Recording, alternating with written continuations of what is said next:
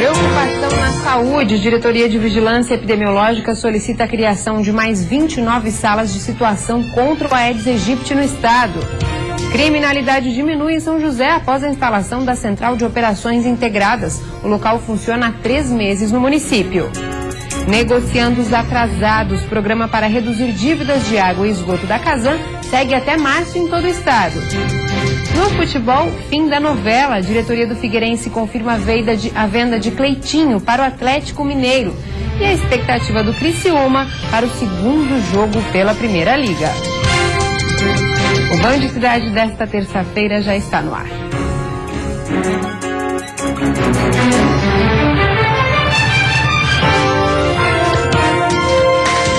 Boa noite. Aliada da Segurança, a Central de Operações Integradas de São José, instalada há quase 3 meses, tem ajudado a diminuir a criminalidade no município. Elas estão em locais que muitos nem percebem, mas monitoram os moradores de São José 24 horas por dia. As câmeras estão instaladas em entradas e saídas de todos os bairros e também nas rodovias que ligam São José a Biguaçu, Palhoça e Florianópolis. E daqui de dentro elas monitoram cada detalhe. Com alcance entre 300 metros e 10 quilômetros de distância, as câmeras têm sido grandes aliadas no combate à criminalidade. Havia pontos que antes da instalação das câmeras havia um índice muito grande de criminalidade, de tráfico, de arrombamento. E a implantação das câmeras, não só a implantação, mas o monitoramento desses locais auxiliou bastante as guarnições, reduzindo acentuadamente o número de crimes nessa região. Instalada há quase 70 dias, a Central de Operações de Videomonitoramento virou uma ferramenta de investigação, controle do trânsito e de otimização do trabalho dos agentes de trânsito e dos policiais militares. Não só previne, quanto ela reprime, porque ela traz para os autos do inquérito imagens e transformadas em provas, são contundentes em relação a qualquer outra alegação, né, porque a imagem fala por si, mas também ela traz segurança na atuação policial. O policial vai para uma ocorrência sabendo como acontece, porque o policial que está na rua sempre pede apoio para a central. Hoje são 156 câmeras e a expectativa é receber mais 50 do governo do estado ainda este ano. A central, que é um modelo pioneiro em Santa Catarina, transformou a tecnologia em uma aliada não só da segurança, como da prevenção. As câmeras também monitoram os rios e ajudam a controlar enchentes. Quando dá uma chuva muito forte, como essas que estão previstas para hoje e amanhã, por exemplo, então a central já começa a monitorar os rios e a cidade no que se refere a alagamento. No local são 65 pessoas que trabalham voluntariamente, entre elas 26 pessoas com deficiência. Assina o termo de adesão como voluntário, recebe uma ajuda de custo. Isso é muito importante para ter uma ocupação, aumentar sua renda e se sentir útil. E muito mais por saber que nós estamos monitorando a cidade, né, e garantindo a segurança para os moradores de São José. Além de servir de exemplo para outras cidades do estado, a Central de Operações também testa diferentes tecnologias antes de colocá-las em prática. Em breve, os policiais militares terão mais uma ferramenta de trabalho. No colete, poderão carregar um celular adaptado capaz de filmar e arquivar as imagens da ocorrência. Ele grava em tempo real, então a gravação vem para cá, fica salva.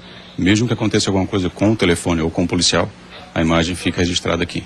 Um trabalho integrado entre Polícia Militar, Guarda de Trânsito, Bombeiros e Polícia Federal, que só neste mês de fevereiro realizou 780 procedimentos. Acertando os atrasados, a Casan vai continuar até março com o programa para reduzir dívidas de água e esgoto em todo o estado. O programa Zero Dívida, criado para facilitar o pagamento de tarifas de água e esgoto em atraso, termina no dia 31 de março. Para os usuários que estão em débito desde outubro de 2014, a isenção de juros e multas é de 100% e o parcelamento em até 24 meses. Para quem optar por parcelamentos superiores, entre 25 e 36 meses, a isenção dos juros e multas será de 80%. Já os inadimplentes com menos de um ano podem fazer fazer o parcelamento em até 36 meses, mas com 1% de juros, multa de 2%, além de correção monetária. Os interessados devem procurar a agência mais próxima da Casan para fazer a negociação. E a seguir, acertando as contas com o Leão, falta uma semana para os contribuintes começarem a declarar o imposto de renda. E a dica é se antecipar. E ainda, para quem quer economizar comprando produtos próximos do vencimento, um alerta: é preciso tomar alguns cuidados.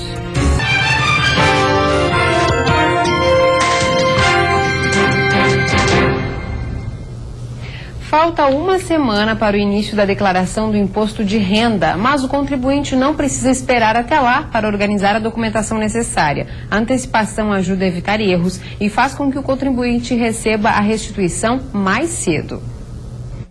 Dia 1º de março, a data que marca o início para que os contribuintes comecem a declarar o imposto de renda neste ano. O prazo encerra-se no dia 29 de abril. Parece um tempo longo, mas segundo quem entende do assunto, já é bom ir separando os documentos para a declaração, já que enviar no início do prazo habilita o contribuinte, nos casos de restituição, a integrar os primeiros lotes de recebimento do dinheiro, que começam em junho. Antecipadamente, os contribuintes já podem reunir sua documentação, os demonstrativos de rendimentos do ano passado, 2015, todos os recibos pagos para médico, dentista, educação, relacionar seus dependentes, todos têm que ter o CPF a partir desse ano. Além disso, evita erros e transtornos futuros. Evita lá no final de um congestionamento da internet, congestionamento de transmissão pelo site da Receita Federal, e também pode restituir, quem tem a restituir pode restituir mais cedo, quem declarar por primeiro, né? Faça as contas aí na sua casa. Se o seu rendimento anual for maior ou igual a R$ 28.123,91, você precisa declarar. E para este ano é preciso ficar atento, já que o processo de declaração sofreu algumas mudanças bem pontuais. Contribuintes que vão incluir dependentes na sua declaração, se o dependente tiver 14 anos ou mais, ele é obrigado a ter CPF. No ano passado, essa idade era 16. Aí baixou agora para 14. Outra alteração muito importante é que profissionais liberais da saúde e de advocacia vão ter que informar os rendimentos recebidos de cada pessoa física, informar o CPF e o valor. Para facilitar, o contribuinte pode usar o rascunho do próprio site do imposto de renda. Assim, preenche ao longo do ano as informações e depois é só transmitir ao programa da declaração do imposto de renda. A previsão é que neste ano, 1.150.000 contribuintes entreguem a declaração em Santa Catarina, um acréscimo de 2,5% em relação a 2015. A quarta-feira segue com céu nublado em todas as cidades do estado. As temperaturas continuam elevadas e com aquela sensação de abafamento, principalmente na Grande Florianópolis, Litoral Norte e Vale do Itajaí, onde os termômetros chegam aos 30 graus. No Litoral Sul, a máxima registra 28 graus. No oeste do estado e Planalto Norte, máxima de 27. E na Serra Catarinense, mínima de 14 e máxima de 25 graus. Muitos consumidores aceitam comprar produtos próximos do vencimento em troca de um desconto, e alguns supermercados têm reforçado esse tipo de oferta. Mas para aproveitar as vantagens sem risco, é preciso tomar alguns cuidados. Desafio para quem precisa economizar: fazer as compras caberem no orçamento. Tá tudo muito caro e o que é supérfluo a gente está tirando da lista. Você vai no mercado pensando em comprar uma coisa, chega lá, você corta a metade e muitas coisas ficam sem por causa do preço. Nessa hora, toda oferta é bem-vinda e ela costuma ser maior nos produtos que estão com a data de validade próxima do fim. Eu levo. Mesmo próximo da data. Mesmo próximo da data. Essa rede de supermercados decidiu investir nessas promoções. Os produtos ganharam um espaço específico nas lojas, com placas que alertam o consumidor para a validade. Júlia não se importa. 24 de fevereiro. Depois de amanhã. Isso, mas por isso que eu peguei pouco, o máximo para consumir agora. É uma ação ganha-ganha tanto para a gente que não desperdiça esses alimentos e não acaba jogando eles fora, e para o consumidor que ele consegue desconto de até 40% nesses produtos específicos. Não é de hoje que os mercados lançam mão das promoções para vender aqueles produtos que estão próximos do vencimento. A diferença é que agora mais pessoas estão dispostas a usar esse tipo de oferta para economizar no valor das compras. E aí, é preciso alguns cuidados para que todo esse investimento vire realmente economia. Se não for consumir dentro do prazo estabelecido na embalagem, melhor não levar. Você pode comprar um produto e consumi-lo até a data onde ele vai vencer, porque isso as fábricas e as indústrias garantem. Após essa data, aí é por conta e risco do consumidor. Após essa data, existe o início da proliferação de bactérias. Você pode ter as infecções alimentares, as intoxicações, e isso se tornar um risco. E atenção ao aspecto do produto. Um alimento congelado, por exemplo, não deve estar amolecido. É sinal de problemas na conservação que pode encurtar o prazo de validade. Depois de conferir tudo, Dona Isilda leva para casa. E sabe que precisa ficar atenta para não ver a economia ir direto para o lixo. Você, conforme vai consumindo, você vai olhando a data e consumindo aquilo que está na frente. E de olho sempre, né? Porque o tempo passa tão rápido que quando você vai ver, perdeu. Tem que olhar sempre, tanto armários como geladeiras, para ver qual é a validade do produto. Depois do intervalo, tem o futebol. Fim das especulações. Diretoria do Figueirense confirma a venda de Cleitinho para o Atlético Mineiro. E a expectativa do Criciúma para o segundo jogo pela Primeira Liga.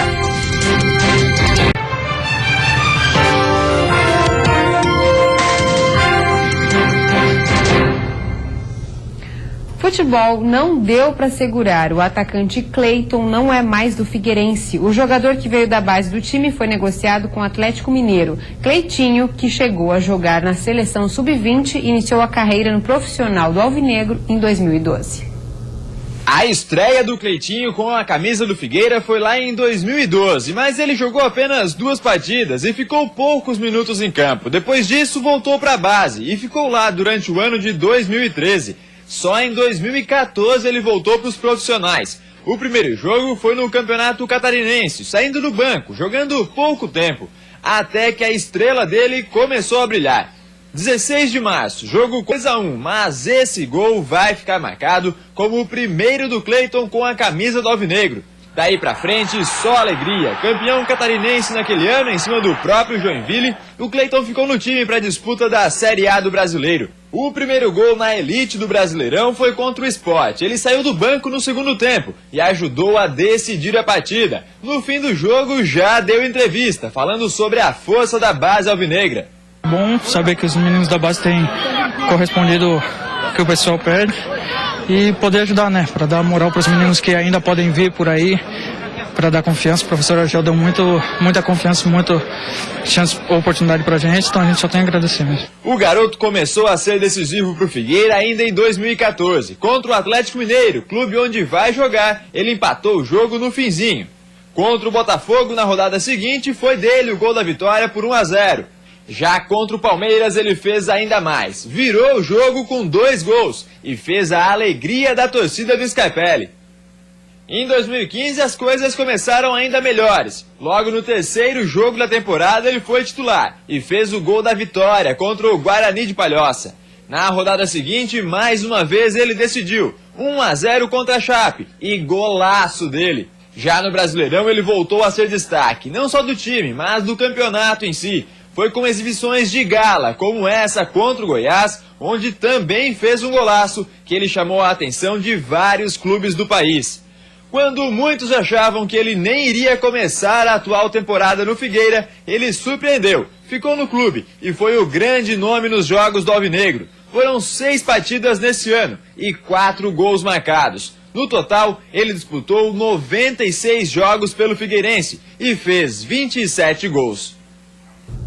O Criciúma, que está muito bem no Campeonato Catarinense, joga amanhã pela segunda rodada da Primeira Liga. O jogo é em Curitiba.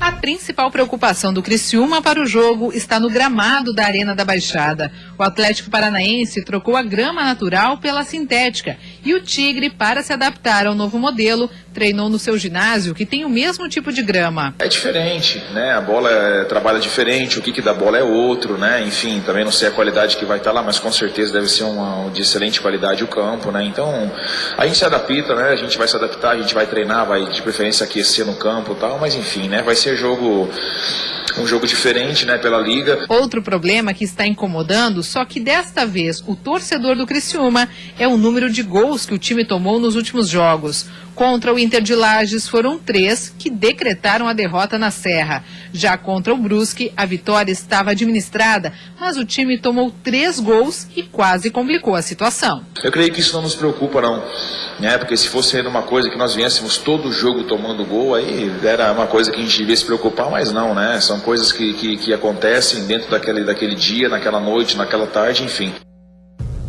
No Avaí, um jogador que voltou de uma lesão está se destacando na equipe e pode ser uma das promessas de gol contra o Figueirense. Lucas Fernandes. Um gol precisa de explicação? Nem sempre, mas esse do Lucas Fernandes merece pelo menos um nome, vai. O problema é que ele nem parou para pensar nisso ainda. Ainda não parei para dar nome não, mas vamos colocar, sei lá, karatê. A alegria e o sorriso no rosto voltaram a fazer parte do dia a dia do Lucas. Depois de começar a temporada como titular, ele sofreu uma lesão e ficou de fora do time. Agora a situação está mudando de novo e ele já vislumbra dias melhores no Leão. Eu venho tratando e treinando ao mesmo tempo para não perder tempo. E infelizmente não estou conseguindo atuar os 90 minutos porque não tenho possibilidade disso. Mas conversando com o professor Raul, ele deixou bem claro que quer contar comigo e eu também deixei claro para ele que quero ajudar. O tempo que for preciso e que eu puder atuar, eu vou estar aí em campo para dar o meu máximo. E para os jogadores a expectativa é grande de estrear definitivamente em casa, com o apoio da torcida. Vai ser uma sensação incrível, tenho certeza, porque o torcedor vai comparecer, vai nos apoiar do começo ao fim. E assim, modéstia à parte, a ansiedade bate, mas a gente tem que saber controlar, pelo fato para não deixar atrapalhar, mas vamos procurar focar bem para usar isso a nosso favor e não contra. E a seguir, a Diretoria de Vigilância Epidemiológica solicita a criação de mais salas de situação contra o Aedes aegypti no estado. E ainda um alerta: a cada ano 10 mil brasileiros são diagnosticados com algum tipo de câncer no cérebro.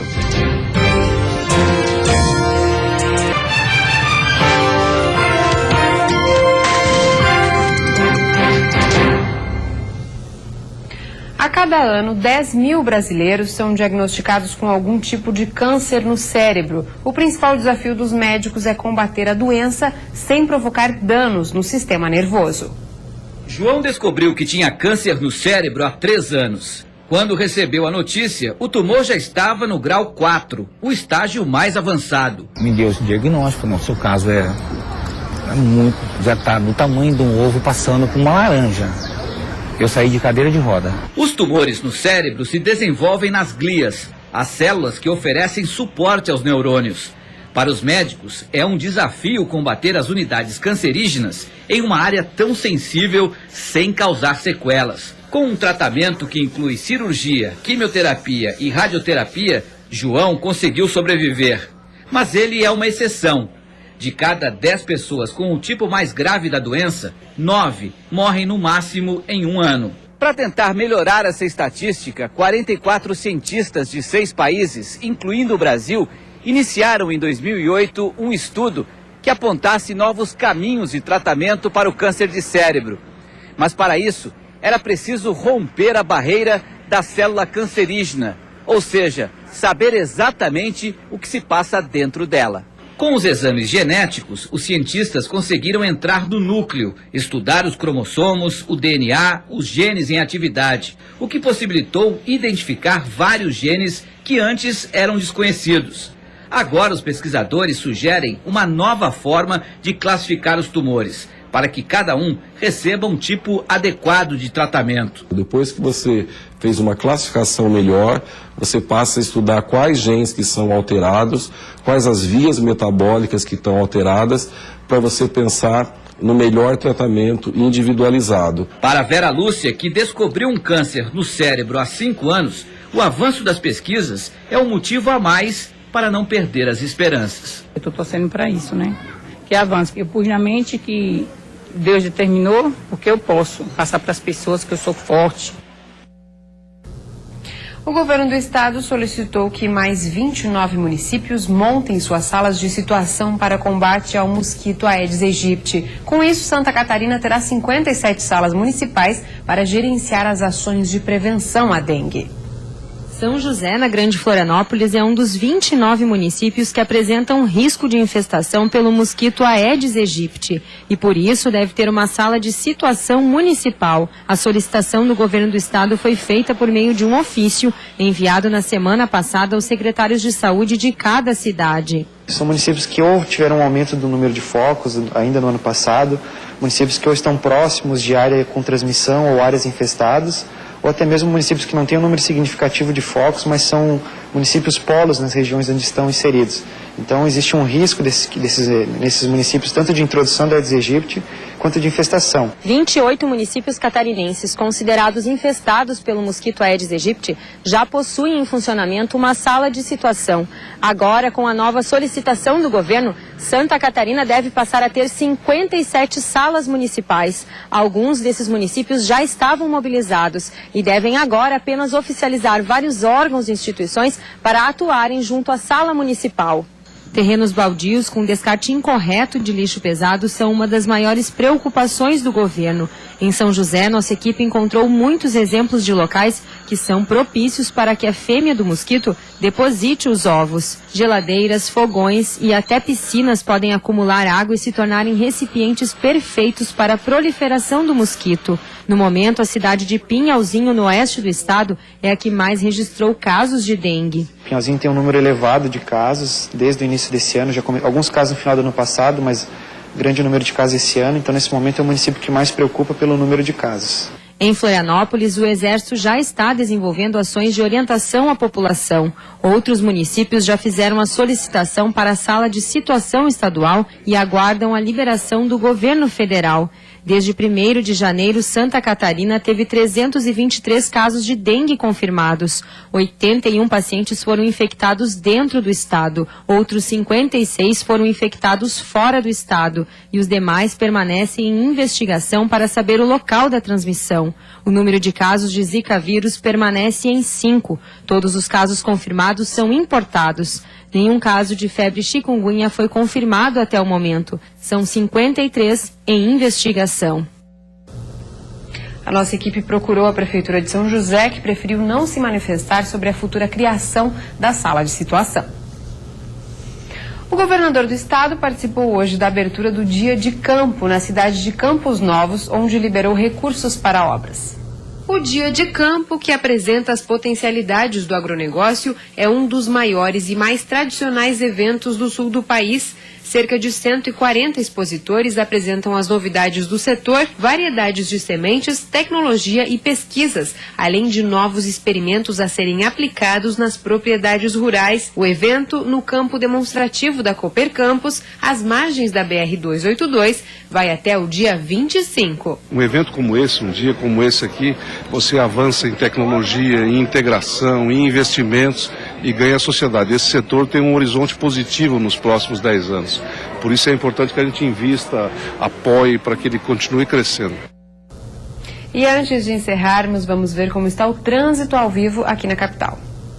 Você vê imagens das pontes Pedro Ivo Campos e Colombo Salles, que fazem a ligação entre ele e o continente. Movimento intenso com lentidão em ambos os sentidos. Na Grande Florianópolis faz 26 graus neste momento. E vem aí o Jornal da Band. Uma ótima noite para você. Até amanhã.